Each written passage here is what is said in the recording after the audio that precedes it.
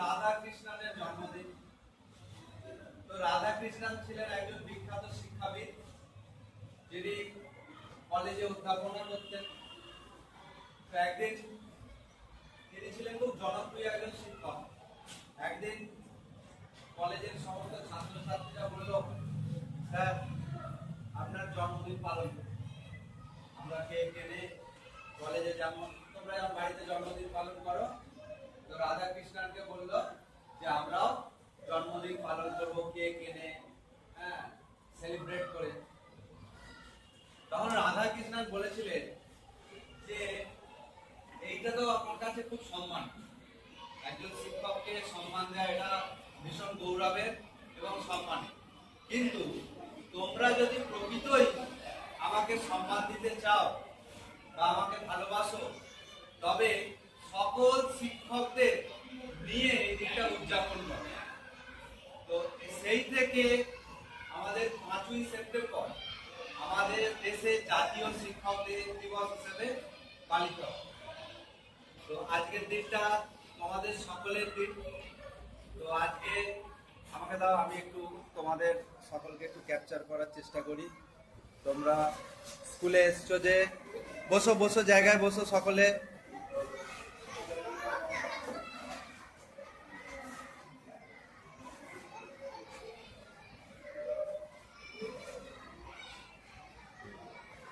খুব ভালো।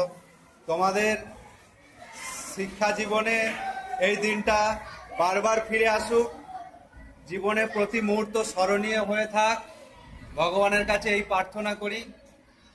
তোমরা ভালো হও, মানুষের মতো মানুষ হও, এইটুকুই চাওয়া।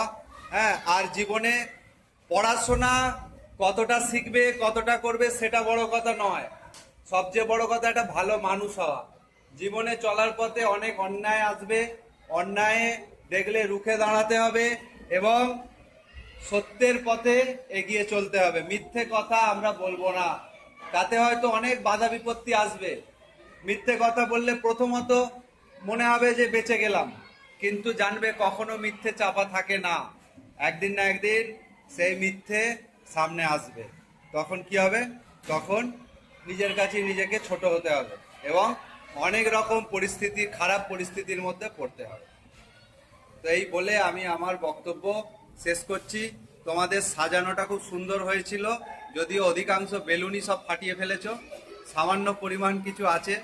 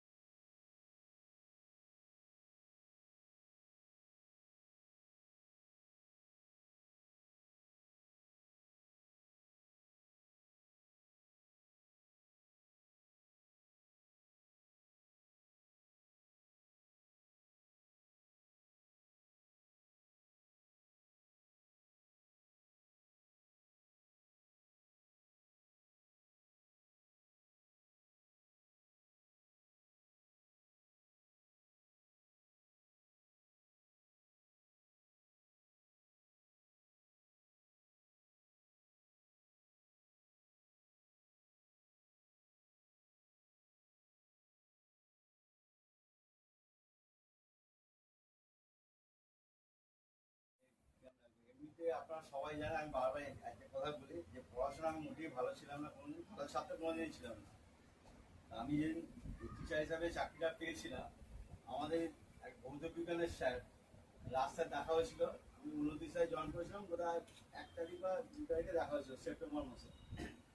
বলেছিল, দেখ আর যাই করিস শিক্ষক দিবসের দিন কিন্তু স্কুল কামাই করবি না। তখন আমাদের এমনি স্কুলে তখন ওরকম ভাবে পালনও করা হতো না শিক্ষক দিবস, আমরা যখন পড়াশোনা করছি তখন অতটা গুরুত্ব বুঝতে পারিনি। কিন্তু যত দিন গেছি তত দেখেছি সত্যি শিক্ষক দিবসে একটা বিশেষ গুরুত্ব আছে। তখন আমরা শিক্ষক দিবস মানে শিক্ষকরা ক্লাস করবে না, ছেলে মেয়েরা ক্লাস করবে, শিক্ষক ধর্মবাদ, এটা বলি আমরা সাজাতাম ছোটবেলা। তাই এটা এখনো আমাদের অনেক বাচ্চারাও বলে যে শিক্ষক ধর্মবাদ, যদি আমাদের স্কুলে ওই কথাটা আসে না, কারণ আমাদের শিক্ষকরা ক্লাসেই থাকে শিক্ষক দিবসের দিন, কিন্তু ওরা সেটা পারে এরকমভাবেই বলে। কিন্তু সেটা না, আমরা একটা জিনিস দেখলাম কি, যে দেখুন আমরা ছোট যেদিন থেকে আমি জয়েন করেছি 2003 সাল থেকে চেষ্টা করে গেছি যে আমি যেটা পারিনি অন্তত ওরা যেন সেটা পারুক। যেমন আমি গান বাজনা পারতাম না, আমি ওখানেও চেষ্টা করেছিলাম গান বাজনা পড়ানোর, ওখানে হারমোনিয়াম কিনিয়েছিলাম, এখানে হারমোনিয়াম কিনিয়েছিলাম, কিন্তু দুর্ভাগ্যবশত আমি পারি না বলে আর আমার যত শিক্ষক এসে তারাও না পারার দলে বেশিরভাগ ছিল হারমোনিয়াম বাজানো। ফলে সেটা বোধ হয় শেখানো গেল না। আমি একবার টিচারও এনেছিলাম, কিন্তু ব্যবস্থা করা গেল না। কিন্তু মাঝখানে দেখা যাচ্ছে যে শিক্ষক দিবস পালন করতে গেলে বাইরে বা শিক্ষক দিবসের শিক্ষকতা করার পরে বাইরে কিছু কিছু পুরস্কার পাওয়া যায়, যেরকম শিক্ষারত্ন, জাতীয় শিক্ষক বা অনেক কিছু পাওয়া যায়। তা আমরা বুঝতে পারলাম না আজ পর্যন্ত, এই লাস্ট শেষ সময় এসে সত্যি এইসব প্রাইজগুলো কারা পায়, কিভাবে পায়।